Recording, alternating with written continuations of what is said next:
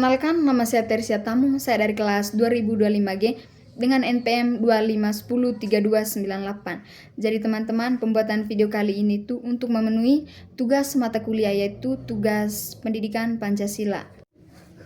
Jadi teman-teman, saya di sini itu mengambil dua kasus. Yang pertama itu kasus korupsi tata kelola program makanan bergizi gratis atau MBG. Program makanan bergizi gratis atau MBG yang bernilai 353,27 triliun diterpa skandal besar setelah Kejaksaan Agung membongkar praktik pengaturan verifikasi anggaran. Yang berikut para tersangka. Tim penyelidik Jaksa Agung Muda Bidang Tindak Pidana Khusus atau Jampitsus menetapkan 3 mantan pimpinan Badan Gizi Nasional atau BGN sebagai tersangka, yakni DH atau mantan kepala BGN, SS atau mantan wakil kepala BGN bidang operasional, dan LP atau mantan wakil kepala BGN. Yang kedua, modus operandi. Pertama, jual beli titik SPPG. Ketiga tersangka diduga melakukan intervensi dan pengaturan proses verifikasi pada portal mitra BGN. Akibatnya, yayasan yang tidak memenuhi syarat atau merupakan kerabat atau afiliasi para tersangka berhasil lolos menjadi mitra Satuan Pelayanan Pemenuhan Gizi atau SPPG. Yayasan tersebut lantas menerima insentif hingga miliaran rupiah per hari.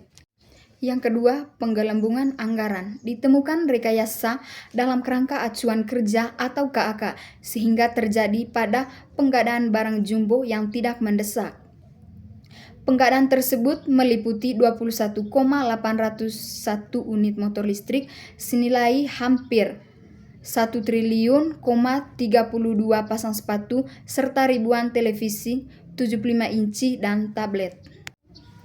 Dampak dan fakta miris. Yang pertama, di balik dugaan korupsi penggadaan, Kementerian Kesehatan mencatat terdapat 446 kasus keracunan dengan 37,693 korban akibat beroperasinya dapur MBG yang tidak memiliki sertifikat laik atau sanitasi SLHS. Dapur-dapur tersebut diizinkan beroperasi meski menyalahi aturan tata kelola operasional atau SOP. Lembaga pengawas seperti Internasional Indonesia bahkan sempat menyoroti potensi korupsi sistematik ini sebelum akhirnya ditindak secara hukum oleh ACLKPK. Jadi teman-teman, kasus yang kedua itu skandal mega korupsi tata niaga komoditas timah. Skandal ini disebut-sebut sebagai salah satu kerugian negara terbesar sepanjang sejarah Indonesia yang ditaksir mencapai 300 triliun. Yang pertama, para tersangka melibatkan 13 orang terdakwa yang terdiri dari mantan petinggi PT Timah, Tbk, dan pihak swasta. Tokoh yang divonis bersalah termasuk pengusaha Harvey Moise dan Helena Lim. Bagian kedua, modus operandi. Penambangan ilegal. Pihak swasta melakukan penambangan timah secara ilegal di wilayah izin usaha pertambangan atau IUP milik PT Timah Tbk. Penyalahgunaan kerjasama. Para mantan direksi PT Timah Tbk mengetahui dan menyetujui adanya perjanjian sewa-menyewa, pelataran atau peleburan dengan para swasta.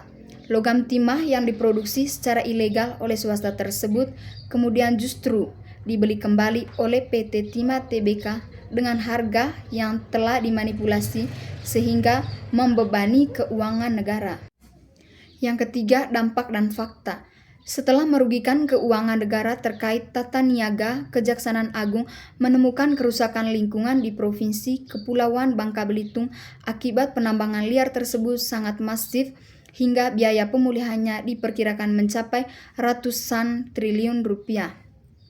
Kasus ini memecahkan rekor penyitaan aset dari koperasi, di mana Kejaksaan berhasil menyita uang tunai triliun rupiah, puluhan mobil mewah, batangan logam mulia, dan memblokir puluhan rekening para tersangka. Jadi teman-teman, itu saja pemaparan materi dari saya. Sekian dan terima kasih.